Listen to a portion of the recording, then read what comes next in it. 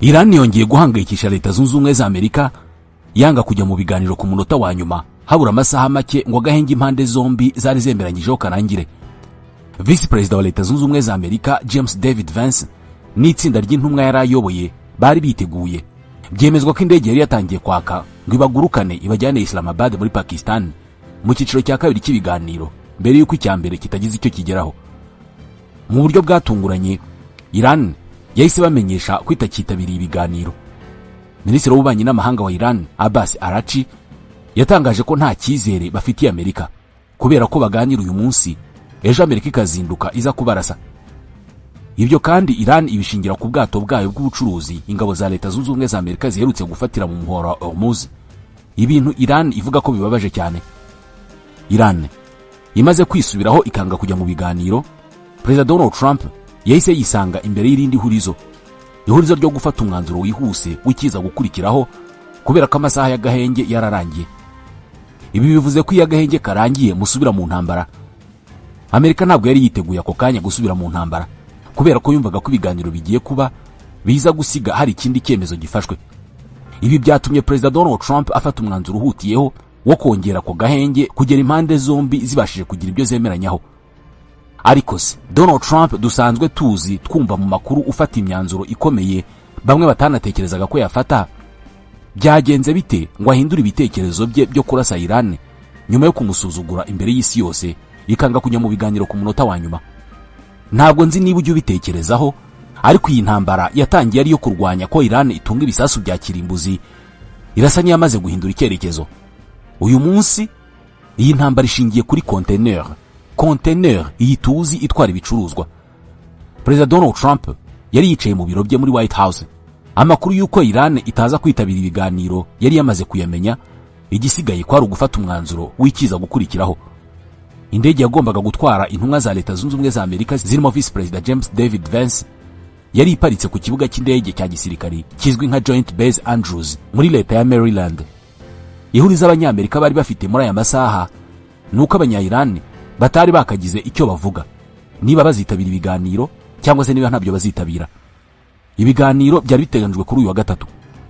Mbere y'uko umunsi w'ibiganiro ku nshuro ya kabiri ugera, uruhande rwa Amerika rwari rwoherereje rwa Iran ingingo z'ibyo bifuza kuganiraho, by'umwihariko ibyo Amerika yifuza kuri Iran kugira ngo yemere guhagarika intambara burundu.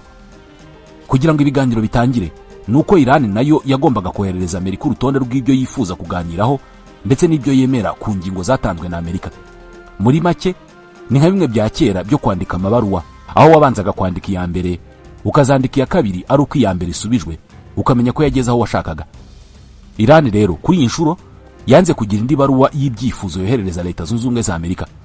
Perezida Trump n'ikipe ye barategereje amaso ahera mu kirere. Ibyo byatangiye kubahangayikisha, batangira kwibaza uburyo bazohereza intumwa zabo Islamabad muri Pakistan batazi nibiza Iran zizitabira. Byongeye ntabwo bari bazi n'ibicyo bagiye bashaka bazavayo bakibonye. Muri diplomasi niko bigenda, mujya mu biganiro nibura hari byo mwamaze kwemeranya ko mwumva kimwe cyangwa se mukanemeranya ingingo mugomba kuganiraho. Iyo uzanye ingingo mutemeranyije ko muzaganiraho, ibiganiro biba bitangiye gupfa. Mbere y'uko ibiganiro biburizwamo, Perezida Donald Trump yabanje gukorana inama na Vice President James David Vance, Minisitiri w'ingabo Pete Hegseth, umuyobozi w'amashami y'inzego z'umutekano za Amerika Dan Kane, n'umuyobozi w'ikigo gishinzwe ubutasi CIA ariwe John Ratcliffe. Iki gihe aba bagabo bari bategereje ko Iran yagira ikiboherereza bakagiheraho bamenya uko baza kwitwara muri Pakistan, ariko barategereje baraheba. Aba bagabo kandi bari binginze Pakistan nk'umuhuza ngo ibafashe kumenya icyo muri Iran batekereza, ariko nabyo bibi by'ubusa. Mu butegetsi bwa Donald Trump ngo batekereza ko imwe mu mpamvu bawuze igisubizo kivuye muri Iran byaba bituruka ku bwumvikane buke buri mu buyobozi bw'icyo gihugu, cyane cyane uruhande rw'abanyapolitike n'urw'abasirikari bo mu mutwe udasanzwe ushinzwe kurinda revolution uzwi nka IRGC. Imwe mu ngingo ikomeye ngo muri Iran batavugaho rumwe ni ukwemeranya ko hazaza ha uranium yabo itunganyije irenga ibiro 400. Iyi uranium ishobora gukorwamo intwaro kirimbuzi, ariko Amerika ntabwo ishaka ko bigeraho ngaho. Irashaka ko Iran yamburwa iyo uranium n'ubushobozi bwayo bwose bwo kuzongera kuyitunganya kugera kuri urwo rwego. Amerika ivuga ko intumwa za Iran zitabira ibiganiro zishobora kuba nta burenganzira zifite bwo kugera ku muyobozi w'ikirenga wa Iran Mojtaba Khamenei ngo bamenye icyo atekereza kuri iyo ngingo, bityo bamenye uko bitwara mu biganiro. Mojtaba Khamenei amaze igihe atagaragara kuva yagirwa umuyobozi w'ikirenga ubwo se Ayatollah Ali Khamenei yitwaga. Bivuga ko Mojtaba yaba yarakomerekeye mu bitero bya Amerika ndetse na Isiraheli, abandi bakavuga ko yaba yarihishe hirindwa ko hamenyekana aho aherereye akicwa. Nubwo ibiganiro byari byitezweho gusubiza ibintu mu buryo byananiranye, ngo Amerika iracyafite icyizere ko uruhande rwa Iran ruzageraho rukemera ibyo rusabwa. Mbere y'uko agahenge k'ibyumweru 2 karangira, Perezida Donald Trump mu kubura uko agira yongereye igihe, noneho yirinda gutanga igihe ntarengwa. Ubutumwa yashyize ku mbuga nkoranyambaga ku gicamunsi cyo kuri uyu wa kabiri, Perezida Donald Trump yavuze ko ubutegetsi bwa Iran bwashwanyaguritse, ariko ko agifite icyizere cy'uko bazagera ku bwumvikane burangiza burundu intambara we yita ko yamaze gutsinda. Bamwe mu bakurikiranira hafi iby'ibiganiro hagati ya Iran na Leta Zunze Ubumwe za Amerika bavuga ko ubutegetsi bwa Donald Trump bwasabye Iran ibintu byinshi bigoranye ku buryo bishobora kugorana kubibonera umwanzuro byose. Iran imaze iminsi isaba Amerika kubanza gukura ingabo zayo mu marembo y'umuhora wa Hormuz mbere y'uko binjira mu biganiro. Ni mu gihe Donald Trump watabikozwa. Yashimangiye ko ingabo za Amerika zizava muri Hormuz ari uko Iran yemeye ibyo Amerika yisaba. CNN yavuze ko mu nama yahuje Donald Trump n'ibyegera bye ku gicamunsi cyo kuri uyu wa kabiri, aribwo abanyapakistan bamubwiye ko agomba kongera igihe cy'agahenge kugira ngo abanya-Iran babanze bumvikane neza ku byo Amerika yabasabye. Biravuga ko uruhande rwa Amerika rwiteguye kujya muri Pakistan isaha iyo ari yo yose abo muri Iran bamaze kumenyesha ko bemeye kugaruka mu biganiro. Igitanga icyizere ku basesenguzi ko izi mpande zombi zizajya mu biganiro nuko ifungwa ry'umuhora wa Hormuz ririmo kugira ingaruka z'ubukungu z'ako kanya kuri ibyo bihugu byombi. Ibyo ubwabyo birabashyira ku gitutu cyo kwihutira kujya mu biganiro. Mahdi Mohammadi ni umujyanama wa perezida w'inteko ishinga amategeko ya Iran. Ubwo Donald Trump yaramaze gutangaza ko yongereye igihe cy'agahenge, yavuze ko ibyo ngibyo ntacyo bivuze. Ati uruhande rwatsinzwe ntabwo ari rwo rugena ibigenderwaho mu biganiro. Kuba bakomeje gufunga umuhora wa Hormuz ntaho bitaniye no kuturasa, natwe rero tugomba kubasubiza dukoresheje ingufu za gisirikare. Hari bamwe mu bajyanama ba Donald Trump bamubwiye ko gukomeza kwigiza inyuma agahenge akongera igihe bishobora gufasha Iran kwitegura ndetse no kwanga kujya mu biganiro kugira ngo Amerika ikomeze inanizwe. Indi mpamvu batanga ngo nuko Iran ishobora gukomeza kwizigiza kugira ngo ibone igihe cyo gutaburura misile zayo zatabwe n'ibitero bya Amerika na Isiraheli, bityo yongera kugira ubushobozi bwo kurasa. Kuwa mbere ibinyamakuru byo muri Iran byatangaje ko perezida w'icyo gihugu Masoud Pezeshkian yagiranye kuri telefoni ikiganiro na minisitiri w'intebe wa Pakistan, ngo mu byo yamubwiye harimo ko Amerika atari igihugu cyo kwizerwa mu biganiro kubera ko inshuro zose Amerika yagiye bagabaho ibitero babaga bari mu biganiro. Yavuze ko nibi biganiro barimo bishobora kuba ari umukino kugira ngo nibamara kubyinjiramo neza bagaruke babarase. Amerika kandi mu gushyira igitutu kuri Iran yatangiye no gukoresha bimwe mu bihugu byegereye Iran. Nk'ubu ubutegetsi bwa Donald Trump bwabaye buhagaritse amadolari bwagombaga kohereza muri Iraq, buvuga ko ashobora kwifashishwa n'imitwe iba muri Iraq ikorana na Iran. Muri make Amerika yanze ko amafaranga yayo yakoherezwa muri Iraq akaruhukira mu biganza by'inyeshyamba zikorana na Iran. Ni nako byagenze ku bijyanye n'ubufatanye bwa gisirikare hagati ya Amerika na Iraq, kubera ko kuri ubu Amerika yabaye ihagaritse kohereza intwaro muri Iraq ngo zitaruhukira muri Iran. Minisiteri y'Imari muri Leta Zunze Ubumwe za Amerika iherutse gufatira indege yari igiye kujyana miliyoni 500 z'amadolari muri Iraq. Ni amafaranga Amerika yoherereza Iraq nayo ikaboherereza ibikomoka kuri petrol. The Wall Street Journal yatangaje ko ayo madolari yafatiriwe bwari ubwa kabiri Amerika ibikoze nyuma y'uko intambara muri Iran itangiye. Iran ubwo yinjiraga mu biganiro na Amerika yabanje kohereza bimwe mu byo bifuza mbere na mbere, harimo kuyemerera ko itazongera guterwa na rimwe na Amerika ndetse na Isiraheli. Ibyo kandi bigomba kujyana no kudatera imitwe ikorana na Iran irimo Hezbollah irwanira muri Liban. Iran kandi yasabye Amerika ko kugira ngo binjire mu biganiro igomba kwemera ko izakuraho ibihano byose yafatiye Iran. Ku ruhande rwa Iran ibyo nibimara gukorwa ivuga ko aribwo izemera gufungura umuhora wa Hormuz, ubwato butwaye ibicuruzwa bo bijyanye ku isoko mpuzamahanga bugatambuka. Iyi nzira ya Hormuz inyuzwamo 1/5 cy'ibikomoka kuri petrole byose isi ikenera buri munsi. Ni agace kandi kanyuramo n'ibindi bicuruzwa byaba bivuye mu bihugu by'Abarabu cyangwa se bigiyeyo. Nubwo Iran yijeje Amerika ko ubusabe bwayo nibwemerwa izafungura umuhora wa Hormuz, nabyo bifite ikindi kibiherekeje. Iran yatangaje ko buri bwato buzemererwa kunyura muri uyu muhora buzasabwa kwishyura miliyoni 2 z'amadolari y'umusoro. Uyu musoro Iran yavuze ko izajya ugabana na Oman kubera ko nibyo bihugu byonyine bikorwaho n'uyu muhora wa Hormuz. Iran ikavuga ko uyu muhora ari wizifashisha isana ibikorwa remezo byose byangijwe n'ibitero bya Amerika ndetse n'iby'ingabo za Israel. Ibyo ngo yabikoze yirinda kugereka urusyo kuri Amerika kubera ko ubundi yakaba itanga indishyi zo gusana ibyangijwe. Muri make, ingingo 10 Iran isaba ko zubahirizwa mbere yo kwemera gutanga agahenge harimo kuyemerera ko itazongera guterwa, guhagarika intambara burundu aho kuba agahenge k'igihe gito, guhagarika ibitero ingabo za Israel zirimo kugaba kuri Liban, gukuriraho Iran ibihano byose yafatiwe, guhagarika intambara n'ibitero ku nshuti zose za Iran, gushyiraho amabwiriza mashya azagenga umuhora Hormuz n'ibindi. Ku itariki ya 24 mu kwezi kwa gatatu, Amerika nayo yoherereje Iran ingingo 15 z'ibyo yifuza ko bikorwa kugira ngo ihagarike intambara. Kimwe mu bikubiye muri iyo nyandiko no gusaba Iran guhagarika burundu gahunda yayo yo gukora intwaro kirimbuzi ndetse n'izirashishwa kure zizwi nka missile ballistique. Muri iyi ntambara iherutse, ibitero bya Amerika byibasiye cyane inganda n'ahantu hose bakeka ko Iran yabikorera cyangwa se ibika intwaro zayo zirashishwa kure ndetse n'ahatunganyirizwa uranium ikorwamo intwaro kirimbuzi. Amerika nubwo yitunze intwaro kirimbuzi yararahiye ivuga ko itazemera na rimwe ko Iran itunga izo ntwaro ngo kubera ko yazikoresha nabi. Kugeza ubu bivugwa ko Iran ifite ibiro 440 bya uranium itunganyijwe neza ku buryo yavamo ibisasu kirimbuzi. Indi ngingo Amerika yashyize mu byo Iran igomba kwemera kugira ngo intambara ihagarare harimo ibijyanye no gufungura inzira z'amazi cyane cyane umuhora Hormuz unyuramo 20% by'ibikomoka kuri petrol bijya ku isoko mpuzamahanga. Amerika yijeje Iran kwikuriraho byinshi mu bihano yafatiwe ariko igahagarika umugambi wose wo gutunganya uranium n'izindi ntwaro kirimbuzi. Ibindi Iran yasabwe ni uguhagarika ubufasha bwose ihindi mitwe irimo Hamas muri Gaza, Abawuti muri Yemen na Hezbollah muri Liban. Mu biganiro bimaze iminsi biba, ingingo ya uranium iri mu zitaravuzweho rumwe cyane cyane ibiro bisaga 400 Iran ibitse. Perezida Donald Trump aherutse kuvuga ko Iran yabemereye kuyibaha ariko ubuyobozi bwa Iran bwahise bubyamagana. Kimwe mu by'Amerika yemereye Iran nuko imitungo yayo yafatiriwe ishobora gukomorerwa mu gihe yaba yemeye gutanga iyo uranium. Hari amakuru avuga ko Iran yasabye ko ibanza gukomorerwa imitungo yayo yafatiriwe ifite agaciro ka miliyari 20 z'amadolari bakabona kwemeranya ibindi. Indi ngingo itavugwaho rumwe mu biganiro bya Amerika na Iran no guhagarika inganda za Iran zitunganya uranium.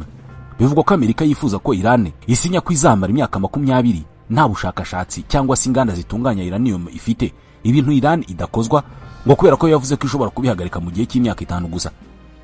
Indi ngingo itaremeranywaho nijyanye no gufungura umuhora Hormuz. Iran ishaka ko uburenganzira bwose bwo gusoresha no kugenzura ubwato buca muri uyu muhora bubu bwayo, mu gihe Amerika yishaka ko bisubira uko byahoze aho ubwato bwose bubishaka bwahanyuzwaga budasoreshejwe. Iran ikavuga ko yabihomberamo kubera bimwe twavugaga mu kanya by'uko ikeneye amafaranga kugira ngo isane ibyayo byangijwe n'iyi ntambara.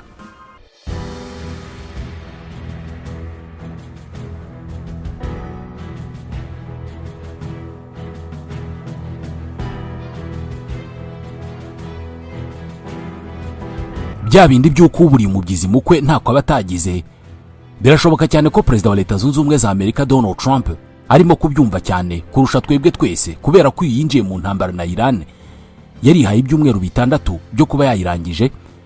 None magingo aya aringingira Iran kwitabira ibiganiro by'agahenge ndetse no gufungura umuhora wa Hormuz.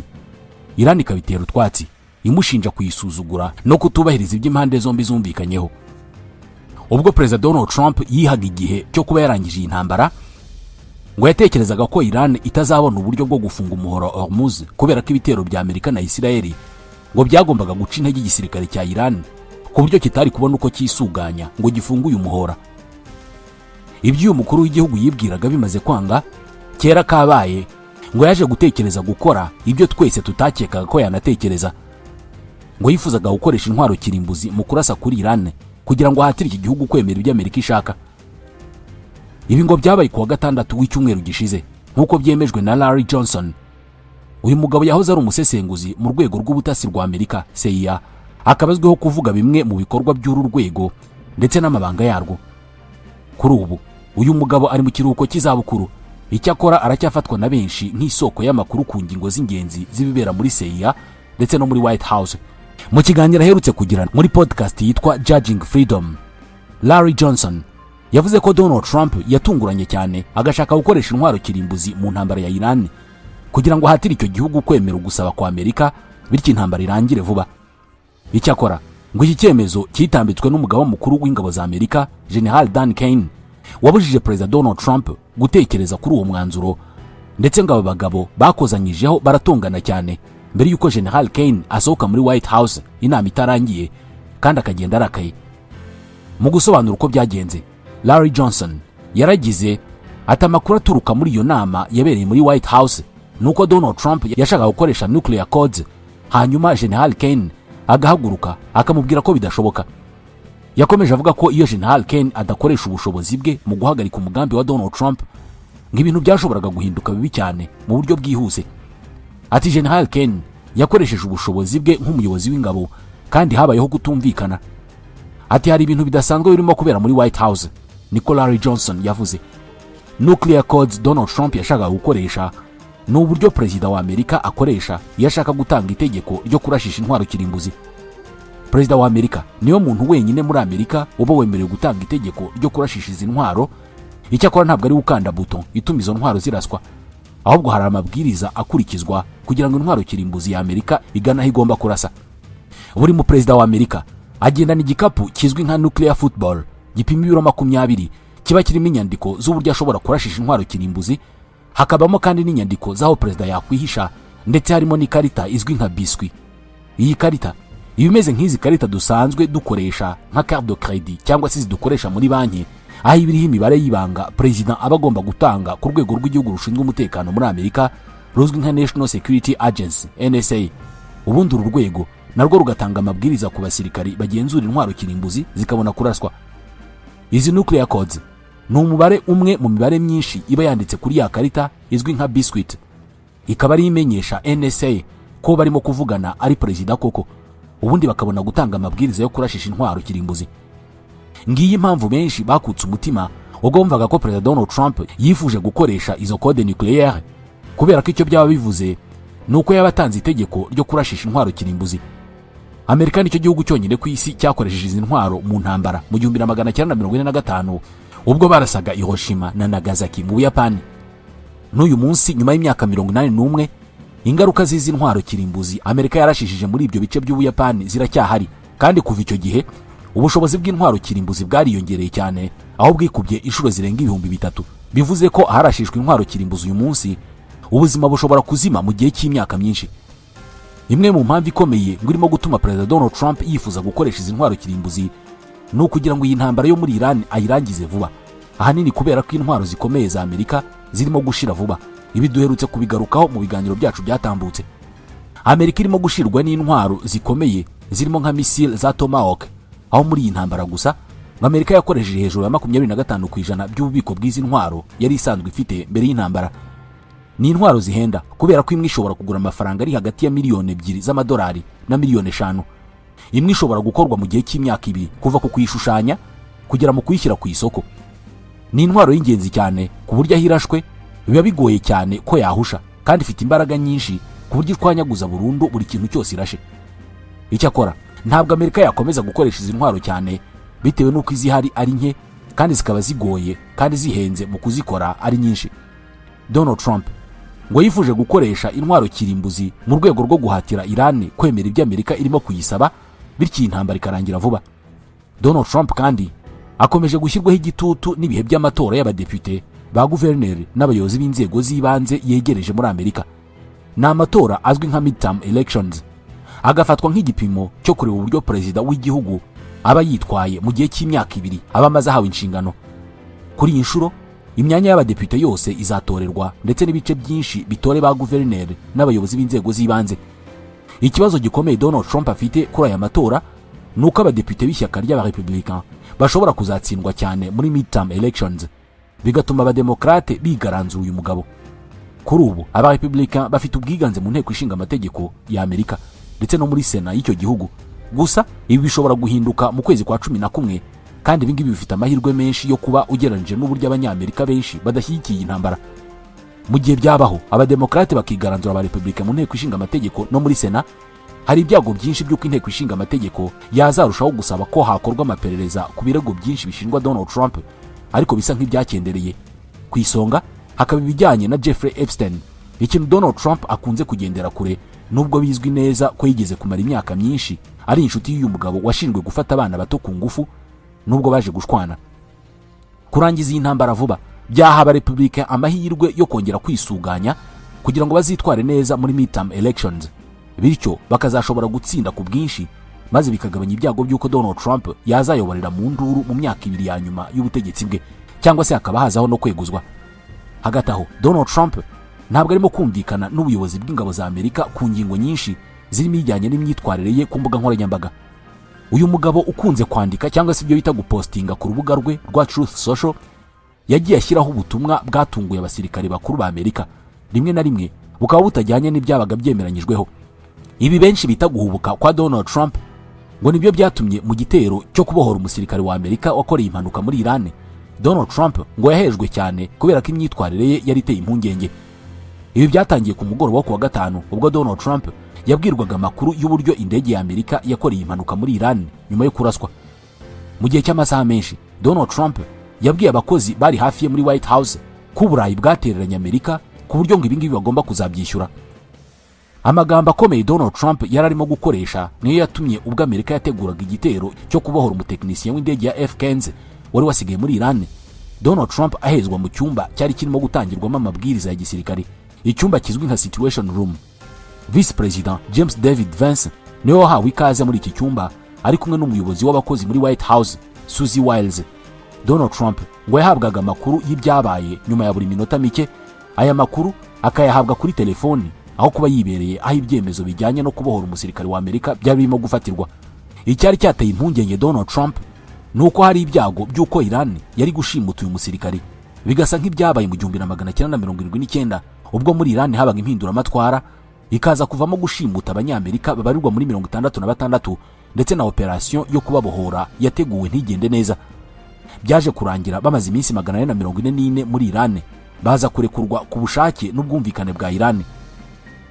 Igisebo Amerika yahuye nacyo muri icyo gihe cyahinduye amateka y'icyo gihugu, ndetse Donald Trump ejo bundi yari afite ubwoba bw'uko ku butegetsi bwe Amerika yari kongera gusanga abasirikare bayo bari mu maboko ya Iran, ikintu cyari kwanduza izina rye bitari gusa mu maso y'abanyamerika ahubwo no mu maso y'abatuye isi bose. Mu kwezi kwa gatatu Donald Trump yari yongeye kugaruka kuri iyi ngingo, anavuga ko kuba Amerika yarananiwe kubohora imbohe zari muri Iran ngo byagize ingaruka zikomeye cyane ku butegetsi bwa Jimmy Carter, bigatuma atsindwa amatora ndetse akagumana igisebo ubuzima bwe bwose. Donald Trump icyo gihe yaragize aturebye ibyabaye kuri Jimmy Carter bijyanye n'imbohe z'abanyamerika byatumye atsindwa amatora, byari ibintu bibi cyane. Kumva ko rero ikintu yahoze anengera abandi nawe kimubayeho byamukuye umutima, ariko nanone kuvuga nabi kwe no kugaragaza kudatuza byatumye uyu mugabo akumirwa kubera ko iyi myitwarire yashoboraga kugira uruhare mu kubangamira ibikorwa bya gisirikare byo gucyura umusirikare wari waheze muri Iran. Ku rundi ruhande General Kane n'ubundi ntabwo yigeze yemeranya na Donald Trump ku bijyanye n'iyi ntambara nk'uko duherutse kubigarukaho. General Kane yabaye inshuti ya Donald Trump nyuma yo kumubwira ko Amerika yari ifite ubushobozi bwo gutsinda umutwe wa leta ya Islam mu gihe gito kurusha icyo abandi bamubwiraga. Gusa ibi ntabwo bivuze ko ari umuntu uvugirwamo cyane cyane iyo bigeze ku byemezo bikomeye bya gisirikare. Mbere y'uko iyi ntambara itangira, General Kane yari yatanze umuburo ku buke bw'intwaro za Amerika, akavuga ko gutangiza intambara hari intwaro nke bishobora kugira ingaruka zikomeye cyane ku migendekere yayo. Uyu mugabo kandi yari yanavuze kuri Israel, akayishinja gukabya cyane kugira ngo ishore Amerika mu ntambara. Israel yari yabwiye Amerika ko Iran ifite intege nke ku buryo iki ari cyo gihe cyiza cyo kwitera kugira ngo bakureho ubutegetsi bw'abayatola bafite gahunda yo gutunga intwaro kirimbuzi. Ibi ariko ntibyagarukiye aho, kubera ko Israel yanavuze ko Iran idafite ubushobozi bwo kwirwanaho ku buryo iyi ntambara yari buzarangire vuba. Donald Trump yanyuzwe n'ibisobanuro bya Israel, ariko General Dan Kane avuga ko ibyo Israel yatangaje birimo gukabiriza cyane, ahanini ku ngingo yo gukuraho ubutegetsi bwa Iran. Icyakora bitewe nuko Donald Trump yari yaramaramaje, byaje kurangira General Kane yirinze kuvuguruza uyu mugabo, Amerika yinjira mu ntambara icyo. Icyakora kuva icyo gihe aba bagabo bombi ntabwo bakunze kuvuga rumwe ku ngingo zitandukanye, cyane cyane ibyo Donald Trump yabaga yanditse ku mbuga nkoranyambaga ndetse n'ibyo General Kane yatangazaga mu biganiro n'abanyamakuru. Nk'urugero, Donald Trump yigeze kwandika ko Iran yatsinzwe cyane ku buryo Amerika irimo kubura ahantu ho kurasa. General Kane yageze imbere y'abanyamakuru anyomoza aya makuru, avuga ko Iran igifite ubushobozi bwo kwirwanaho ndetse ko intego Amerika yihaye mu ntambara zitari zagezweho mu buryo bwuzuye. Ikindi Donald Trump yavuze kikanyomozwa na General Kane nuko Amerika ngo yari ifite ubushobozi bwo gufungura umuhora Hormuz mu gihe cyose Iran yari gukomeza kwinangira ikanga kuwufungura ku neza.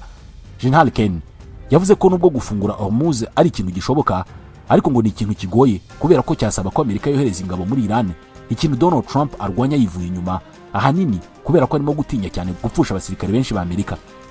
Ibi byose bikomeza kwerekana ko igisirikare cya Amerika kitarimo kubona ibintu kimwe na Donald Trump muri iyi ntambara, ari nayo mpamvu kirimo kunyuzamo kikamwimura uruhushya rwo gukurikirana ibintu bimwe na bimwe by'ingenzi muri iyi ntambara.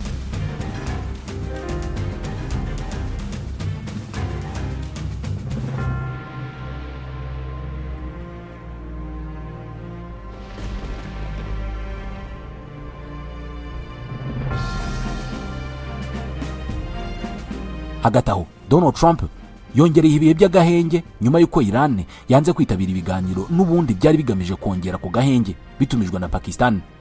Gusa kuri Iran, iki gihugu cyatangaje ko umutwe wa Islamic Revolutionary Guard Corps IRGC wamaze gufunga umuhora wa Hormuz, ndetse wanigaruriye ubwato bubiri bwagerageje guca muri uyu muhora budafite ibyangombwa byose byuzuye.